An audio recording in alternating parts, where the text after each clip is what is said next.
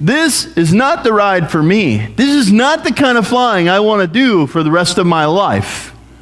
This was an uncomfortable kind of flying.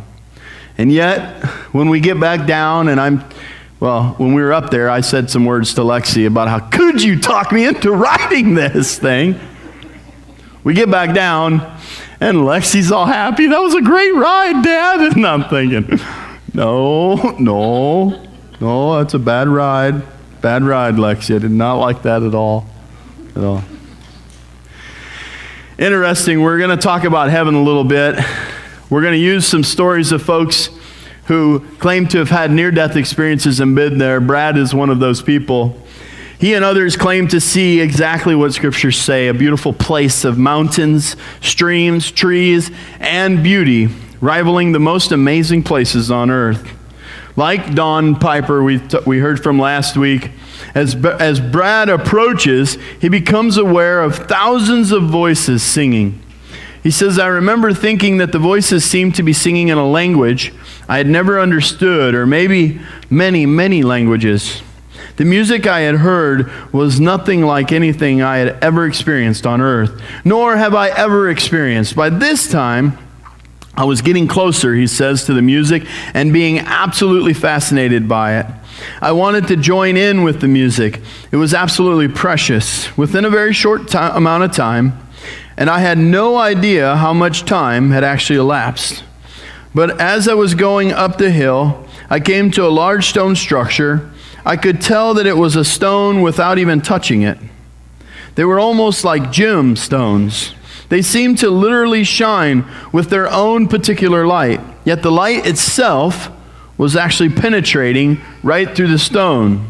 Now Brad, a blind guy, is describing the light coming out of the Great Wall and the beauty surrounding the city that John wrote about. John says this. He says, and the angels carried me away in the spirit to a mountain, great and high, and showed me the holy city, Jerusalem. It shone with the glory of God, and its brilliance was like that of a very precious jewel, like a jasper, clear as crystal. It had a great high wall with 12 gates. The foundation of the city walls were decorated with every kind of precious stone. The city does not need the sun or the moon to shine on it, for the glory of God gives it light, and the Lamb, Jesus, is its lamp. What John grapples for words to describe in the Bible is what this doctor, a blind guy, a pastor, and as you'll hear, a TWA airline captain, all similarly to describe from different viewpoints, like witnessing an accident, all see the same thing from different vantage points with a slightly different detail, but all describing heaven's beauty surrounding the city of God. I ask you now to look at your airplane. Hold that thing in your hand and imagine what it would feel like to be the plane. Not the kind that goes up for a few seconds and then gets lodged firmly behind the communion table. Not that kind of plane. Not the kind that Ellie built that flied pretty well. That must not have been the same one. Did you get yours? Yeah, okay.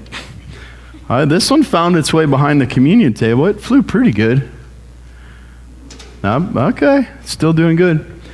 Not that kind of flying, but the kind of flying that's imaginable. And yet I invite you to imagine. Imagine how fun, adventurous, exhilarating to explore God's creation in new dimensions. What if the reason our universe is so vast is because it's just one of God's playgrounds of creation? What if we were created to explore and enjoy with Him forever? It seems impossible until you realize that time and space and travel will definitely be different in heaven. And apparently we will have all the time we need to go anywhere. Instantly, the sense of timelessness made all hurry foolish, says Dr. Richard Eby. He recalls, I had instantly noted that my eyes were unlimited in range of vision. I realized that everything seemed to produce its own light. There is nothing in the physics of heaven that's similar to the physics on earth. He was speaking inside my mind, and I was answering with a rapidity that can only be imagined. If I asked a question, he had the answer ready before I even asked it. Jesus and I walked in heaven together, but it was more like flying than walking. We were talking while suspended in midair. There is no weight or gravity in heaven, so there's no need to touch the ground. Space is also limitless. This is what the disciples of Jesus claimed. When 500 people claimed to see him resurrected, after he said this, he was taken up before their very eyes, and a cloud hid him from their sight. They were looking intently up into the sky as he was going. Then suddenly 2 men dressed in white stood beside them.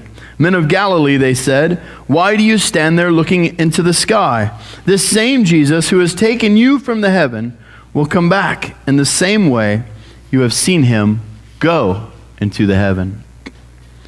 Interesting, in Acts chapter 1 there, it describes a picture, a portrait of Jesus leaving after he rose again. And the men of Galilee who come from heaven, the angels who come from heaven to describe to the men of Galilee what has just happened, say that Jesus will come back in the same way. The next time we see him, it'll be in a way where you travel with thought, where you can fly about at your own free will without jet fuel and the cost of flying lessons. The last thing I'd like us to do today is listen to the second half of the interview. We covered the first half of this interview. This is Captain Dale Black. And we just want to listen to what he has to say. Captain Dale was flying a Cessna with 3 other people on board. Two other people, I can't remember now. We talked about it last week. There were others involved. He hit a building and fell 70 foot after impact. Fell 70 foot. They were all thought to have been dead. He indeed probably passed away and had a near-death experience. We'll start at about 7:14 as we've seen the first half of this up until that point. He's starting to explain what it's like in heaven, and he begins to tear up. He begins to kind of lose control, and so he's recovering from that now.